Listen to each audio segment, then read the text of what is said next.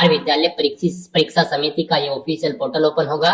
Guys यहाँ पर अगर आपने पहले से रजिस्ट्रेशन कर रखा है तो आपको अपना मोबाइल नंबर एंटर करना है, अपना पासवर्ड आपको यहाँ पर एंटर करना है और लॉगिन की स्टेप पर क्लिक करके अपने डैशबोर्ड में लॉगिन करके आपको अपना फॉर्म अप्लाई कर देना है।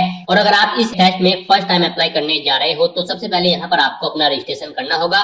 उसके लिए यहाँ पर आपको न्यू कैंडिडेट के सामने रजिस्टर न्यू कैंडिडेट इस लिंक पर क्लिक करना है। उसके बाद आपके सामने यहाँ पर रजिस्ट्रेशन का फॉर्म ओपन होगा। यहाँ पर आपको अपनी बेसिक डिटेल्स प्रोवाइड करनी है। सबसे पहले आपको अपना नाम एंटर करना है, उसे एक बार फिर से एंटर करके कंफर्म कर लेना है। उसके बाद आपको अपनी ईमेल आईडी यहाँ पर एंटर करनी है, अपना मोबाइल नंबर आपको एंटर करना है, अपना पासवर्ड यहाँ पर आपको एंटर करना है। पासवर्ड यहाँ पर आपका अल्फा न्यूमेरिक फॉर्मेट में होना चाहिए। मींस आपके पासवर्ड में एक अपर केस कैरेक्टर, एक लोअर केस कैरेक्टर, एक इंटीजर नंबर और एक स्पेशल कैरेक्टर जैसे कि @ या फिर $, होना चाहिए। इस फॉर्म में आपको अपना पासवर्ड क्रिएट करना है। वही पासवर्ड आपको यहाँ पर कंफर्म पासवर्ड फील्ड में एंटर करके उसे कंफर्म कर लेना है। उसके बाद आपको रजिस्टर की स्टेप पर क्लिक करना है। उसके बाद आपके रजिस्टर्ड मोबाइल नंबर पर एक ओटीपी आएगा, वो ओटीपी आपको यहाँ पर एंटर करना है और फिर दोबारा से आपको रजिस्टर की स्टेप पर क्लिक कर देना है। उसके बाद आपके सामने लॉगिन का इंटरफेस ओपन होगा। अब यहाँ पर आपको अपना मोबाइल नंबर एंटर करना है, अपना पासवर्ड आपको एंटर करना है जो पासवर्ड आपने क्रिएट किया था और फिर आपको लॉगिन की स्टेप पर क्लिक करके अपने डैशबोर्ड में लॉगिन कर लेना है और फिर अपना फॉर्म अप्लाई करना है।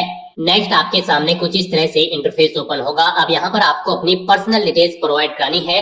सबसे पहले यहाँ पर आपको सिलेक्ट करना होगा कि आप पेपर फर्स्ट के लिए अप्लाई कर रहे हैं या फिर पेपर सेकंड के लिए या फिर दोनों पेपर के लिए। आप अपनी चॉइस के अकॉर्डिंग यहाँ पर ऑप्शन सेलेक्ट करें। गाइड यहाँ पर अब आपको अपना डिस्ट्रिक्ट सिलेक्ट कर लेना है अगर आप बिहार स्टेट से हैं, और अगर आप बिहार स्टेट से बाहर के कैंडिडेट हैं, किसी और स्टेट के हैं, तो यहाँ पर आपको अदर स्टेट ऑप्शन सेलेक्ट करना है। यहाँ पर आपको बता दिया गया है बिहार से बाहर के कैंडिडेट यहाँ पर अदर स्टेट ऑप्शन सेलेक्ट करेंगे। उसके बाद यहाँ पर आपको ऑटोमेटिकली नो शो कर दिया जाएगा। अगर आप यहाँ पर बिहार स्टेट सेलेक्ट करते हैं, आप बिहार के कैंडिडेट हैं, तो फिर यहाँ पर आपको यस ऑटोमेटिकली फिल कर दिया जाएगा और आपको यहाँ पर अपना डोमिसाइल सर्टिफिकेट अपलोड करना होगा बिहार का पीडीएफ फॉर्मेट में। उसका मैक्सिमम साइज 500 KB रखा गया है।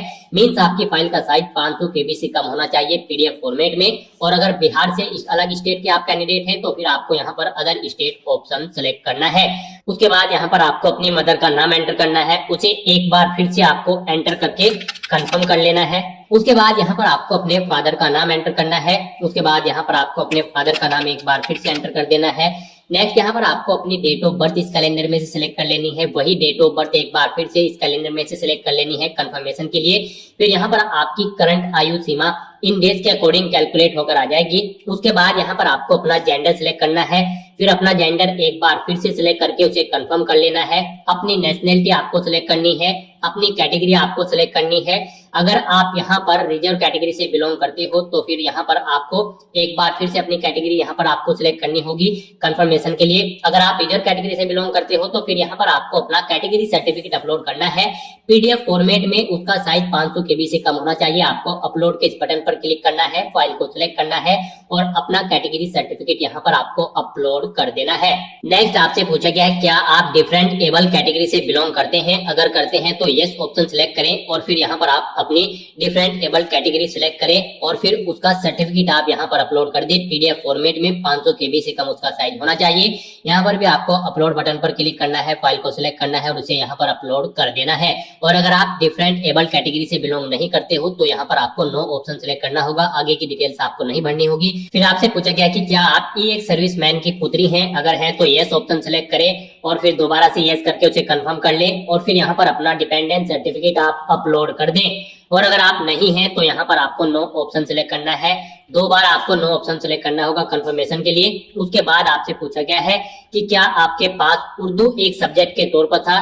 10+2 लेवल का जो आपका परीक्षा थी या फिर एग्जाम थी या क्लास थी उसमें आपके पास उर्दू एक सब्जेक्ट के रूप में था। अगर था तो आप यस ऑप्शन सिलेक्ट करें, दोबारा से यस ऑप्शन सिलेक्ट करें और फिर यहाँ पर आप अपनी फैकल्टी बताएं। आप साइंस, आर्ट या कॉमर्स किस फैकल्टी के लिए अप्लाई करना चाहते हैं ऑप्शन सेलेक्ट करें। उसके बाद यहाँ पर आप अपनी फैकल्टी दोबारा से सिलेक्ट करें। फिर यहाँ पर आपसे पूछा गया है कि क्या आपने इंटरमीडिएट एग्जाम पास आउट कर लिया है, तो यहाँ पर आपको यस ऑप्शन सेलेक्ट करना है। और अगर आप नो ऑप्शन सेलेक्ट करते हैं तो फिर यहाँ पर आपका 2025 में अपियरिंग होना जरूरी है, यानी कि 2025 में जो कैंडिडेट इंटरमीडिएट में अपियर्ड है वो कैंडिडेट भी यहाँ पर अप्लाई कर सकते हैं, आपको उसकी डिटेल देनी होगी। और अगर यहाँ पर आप यस ऑप्शन सेलेक्ट करते हैं तो फिर यहाँ पर आपको अपनी एजुकेशनल क्वालिफिकेशन की डिटेल देनी है। एजुकेशनल क्वालिफिकेशन में आपको सबसे पहले अपनी 10वीं क्लास की डिटेल प्रोवाइड करानी है। तो यहाँ पर अब आपको अपनी एजुकेशनल क्वालिफिकेशन की डिटेल देनी है। सबसे पहले आपको अपनी 10वीं क्लास की डिटेल प्रोवाइड करानी है। यहाँ पर आप सबसे पहले दे अपने बोर्ड का नाम, किस बोर्ड से आपने अपनी 10वीं क्लास पास आउट की है। फिर आप यहाँ पर अपना रोल कोड एंटर करें, अपना रोल नंबर एंटर करें, पासिंग ईयर आप सेलेक्ट करें, किस ईयर में आपने अपनी 10वीं क्लास पास आउट की है। उसके बाद यहाँ पर आपने कितने मार्क्स ऑब्टेन किए हैं वो आप एंटर करें, कौन सी डिवीजन है, फर्स्ट सेकंड या थर्ड ऑप्शन सेलेक्ट करें, परसेंटेज बताएं कितने परसेंट मार्क्स आपने ऑब्टेन किए हैं। परसेंटेज एंटर करने के बाद यहाँ पर आपको अपना 10वीं क्लास का सर्टिफिकेट या फिर रिजल्ट अपलोड करना है पीडीएफ फॉर्मेट में। उसका साइज 500 KB से कम होना चाहिए। आप अपलोड फाइल पर क्लिक करें, फाइल को सिलेक्ट करें और उसे यहाँ पर आप अपलोड कर दें। व्यू के लिंक पर क्लिक करके आप देख सकते हो। डिलीट करना चाहते हो तो डिलीट के इस ऑप्शन पर क्लिक करके आप डिलीट कर सकते हो।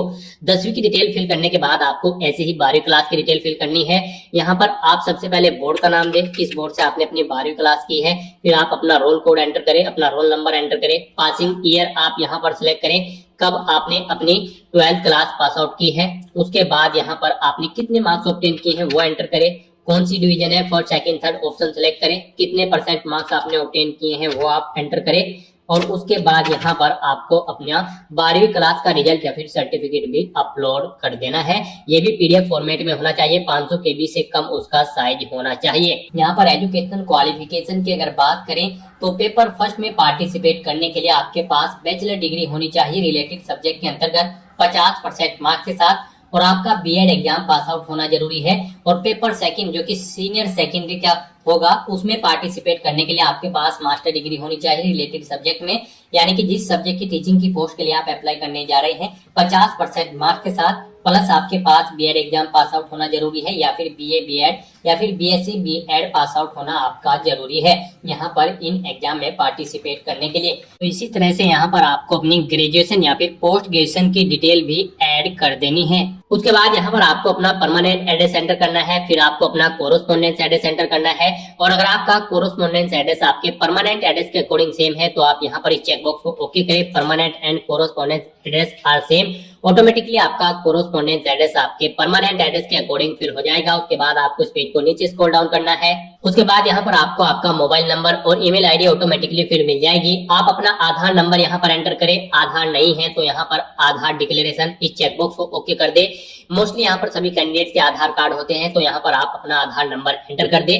उसके बाद यहाँ पर आपको अपना फोटोग्राफ और सिग्नेचर अपलोड करने हैं। आपका फोटो यहाँ पर 20 KB से 100 KB के बीच में होना चाहिए जेपीजी फॉर्मेट में। साइज उसका 3.5 सेंटीमीटर इंटू 4.5 सेंटीमीटर होना चाहिए। ऐसे ही यहाँ पर आपके सिग्नेचर 4 सेंटीमीटर इंटू 2 सेंटीमीटर उनका साइज होना चाहिए। 10 KB से 50 KB के बीच में होने चाहिए, जेपीजी फॉर्मेट में होने चाहिए। यहाँ पर भी आपको अपलोड की स्टेप पर क्लिक करना है, फाइल को यहाँ पर आपको सिलेक्ट करना है और उसे यहाँ पर अपलोड कर देना है। ऐसे ही यहाँ पर आपको अपने सिग्नेचर अपलोड कर देने हैं। गाइस जैसा कि हमने आपको स्टार्टिंग में ही बताया था कि कौन सी वो मिस्टेक है जिसे करने से आपके एप्लीकेशन फॉर्म रिजेक्ट हो सकते हैं, तो यहाँ पर आपको अपना फोटो और सिग्नेचर दी गई गाइडलाइंस के अकॉर्डिंग अपलोड करना होगा, नहीं तो आपके ये फोटो सिग्नेचर यहाँ पर अपलोड नहीं होंगे। और अगर हो भी गए तो यहाँ पर आपका एप्लीकेशन फॉर्म रिजेक्ट कर दिया जाएगा। अगर आप इनके अलावा किसी और गाइडलाइन के थ्रू आप अपना फोटो सिग्नेचर अपलोड करते हैं तो यहाँ पर आपको दी गई गाइडलाइंस के अकॉर्डिंग अपना फोटो सिग्नेचर अपलोड करने हैं। उसके बाद आपको चेकबॉक्स को ओके करना है, पेज को नीचे स्क्रॉल डाउन करना है और सेव के इस बटन पर क्लिक करके अपनी इन सभी डिटेल्स को आपको सेव कर देना है।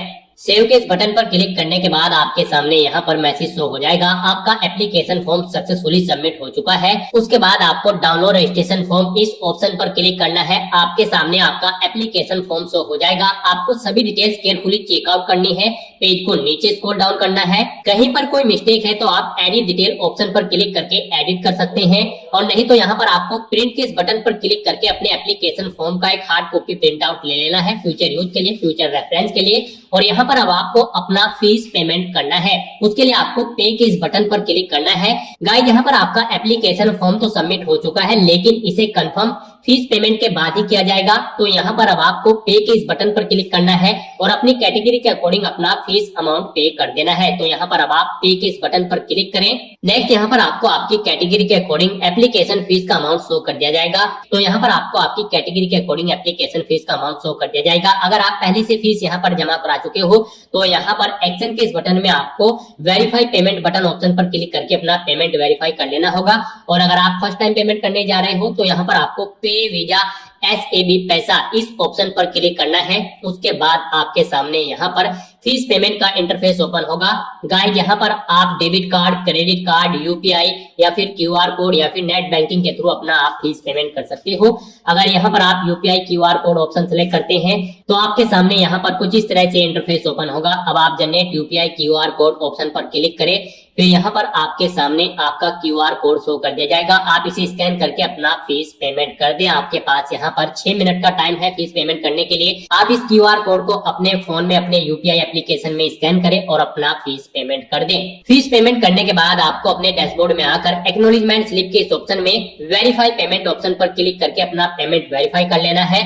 और फिर आपको अपनी एप्लीकेशन फीस और एप्लीकेशन फॉर्म का एक एक्नॉलेजमेंट स्लिप का हार्ड कॉपी प्रिंट आउट ले लेना है फ्यूचर यूज के लिए, फ्यूचर रेफरेंस के लिए। और गाइस यहाँ पर अगर आप अपना पासवर्ड चेंज करना चाहते हैं तो आप चेंज पासवर्ड ऑप्शन पर क्लिक करके अपना पासवर्ड भी चेंज कर सकते हैं। तो